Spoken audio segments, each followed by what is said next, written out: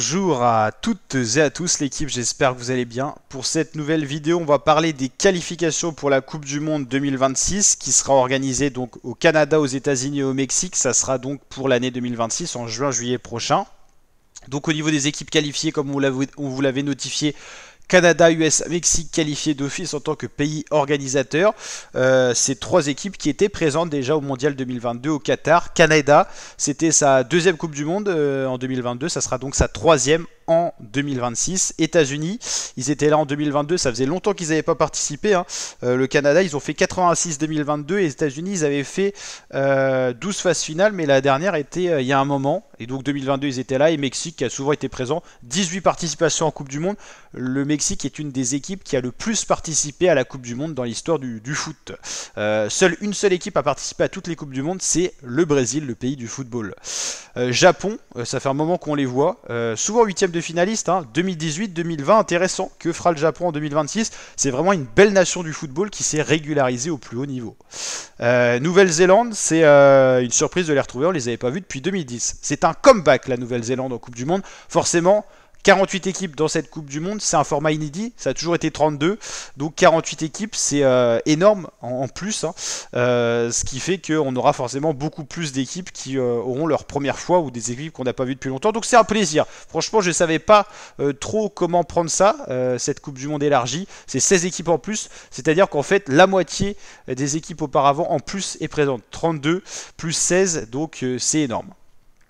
Donc voilà, l'Iran qui est souvent présente dans le football moderne, absent seulement en 2010, mais qui va pas loin à chaque fois. C'est des équipes qui restent bloquées en poule, c'est des spécialistes quoi, comme ça. Argentine, une des équipes les plus capées en termes de palmarès en Coupe du Monde, et une équipe qui a participé 19 fois à la Coupe du Monde, et c'est les tenants du titre en 2022. On verra si la malédiction s'applique, comme quoi le gagnant de la Coupe du Monde ne sort pas des poules. Ça n'avait pas été respecté pour la France qui avait gagné en 2018 et qui était sorti, qui était allé en finale en 2022. Les Français en termes de football moderne, c'est les plus réguliers.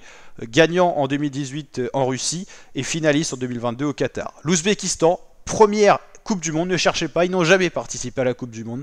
Voilà, ils étaient allés au plus loin dans les éliminatoires en 2010 et 2014. C'est très bien renseigné, j'adore comment c'est fait. Corée du Sud, ils étaient en 2022. Jordanie, ne cherchez pas. C'est comme l'Ouzbékistan, c'est des équipes qui n'ont jamais été en Coupe du Monde. Le public aura la chance de ces pays-là, les fans de ces pays-là auront la chance de voir leur équipe évoluer. Ouzbékistan, Jordanie, que je verrai jouer à la télé pour la première fois, donc ça c'est un véritable plaisir. Australie, Équateur, Brésil, 23 Coupes du Monde, donc c'est facile. Combien il y a eu de Coupes du Monde dans l'histoire? C'est la 24e, celle qui arrive. Ils ont participé à 23 Coupes du Monde.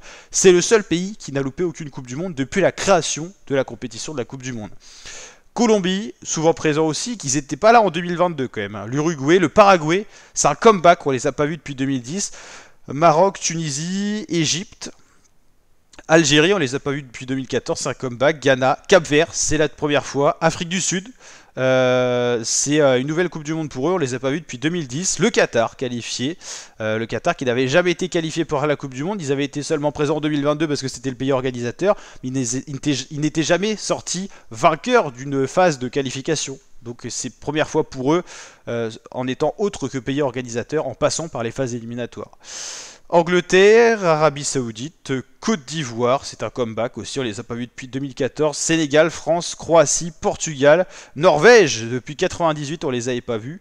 2022 c'était Allemagne, Pays-Bas, Belgique, Autriche, comeback depuis 98, Suisse, Espagne, Écosse, nouveau comeback, ils ont fait le show face au Danemark, 98. Panama, deuxième participation. C'était la première fois en 2018. Haïti, deuxième participation, c'était en 1974. Et Curaçao, c'est inédit. Ils se sont qualifiés assez haut la main. Donc Haïti, Curaçao, des équipes que je n'ai jamais vu jouer. Donc j'aurai l'occasion de les découvrir et les découvrir avec vous lors de cette Coupe du Monde. Bon, le sujet de la vidéo, normalement, c'était les barrages. On connaît les tirages au sort de tous les barrages. Pour l'Europe, pour les 4 tickets restants, et pour les autres barrages. Là, on connaît 42 équipes, je crois. 43, 44, 45, 46, 47, 48, c'est ça. Donc, il nous manque 6 équipes participatrices à la Coupe du Monde. Donc, il y a 6 places encore, 4 européennes et 2 en barrage intercontinental.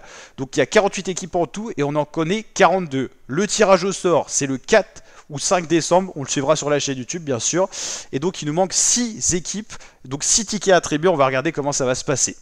Équipe non qualifiée et présente en 2022, le Cameroun, le Costa Rica et la Serbie sont dorénavant, quoi qu'il arrive, éliminés. Ils ne sont pas passés aux phases éliminatoires. Donc il reste 6 places et 4 européennes. Les barrages pour l'Italie. Pour l'Europe, ça marche en format demi-finale, finale. Il n'y a plus de format aller-retour, ça c'est terminé. Donc il y a 4 tickets, donc il y a 4 voies pour accéder à la Coupe du Monde. Sur 4 équipes, à chaque fois, il y en a une qui accédera à la Coupe du Monde. Il y aura 2 matchs à faire par équipe. Donc on aura Pays de Galles, Bosnie. Le vainqueur ira dans la finale du barrage. Italie, Irlande du Nord. Tirage intéressant pour l'Italie qui normalement devrait passer face à l'Irlande du Nord.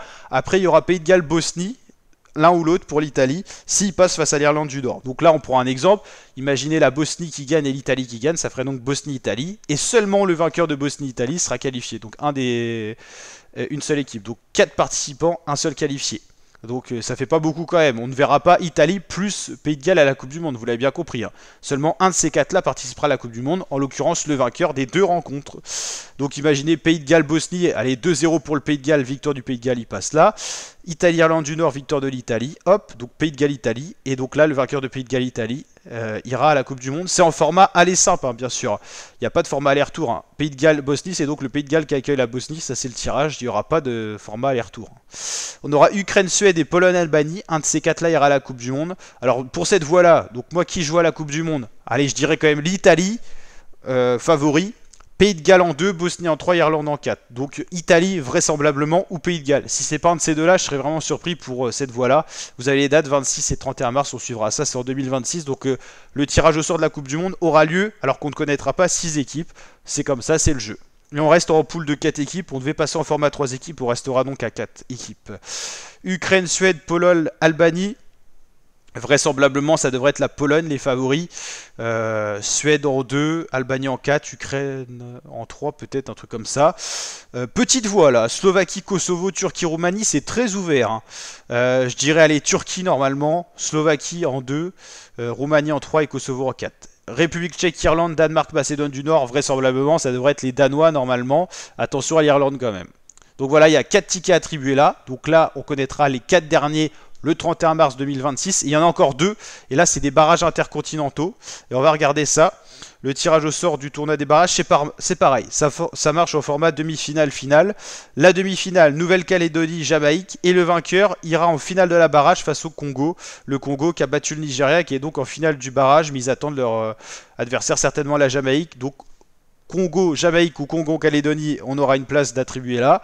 Et vous avez quoi? Bolivie, Suriname et Irak. Et donc un de ces 3-là ira à la Coupe du Monde. C'est un peu plus avancé dans le sens où il y a une demi-finale qui a déjà été jouée, quoi.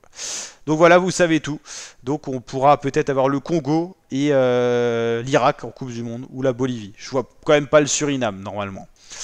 Donc voilà, vous savez tout sur les éliminatoires. N'hésitez pas à liker, partager et surtout vous abonner. Ciao l'équipe, portez-vous bien.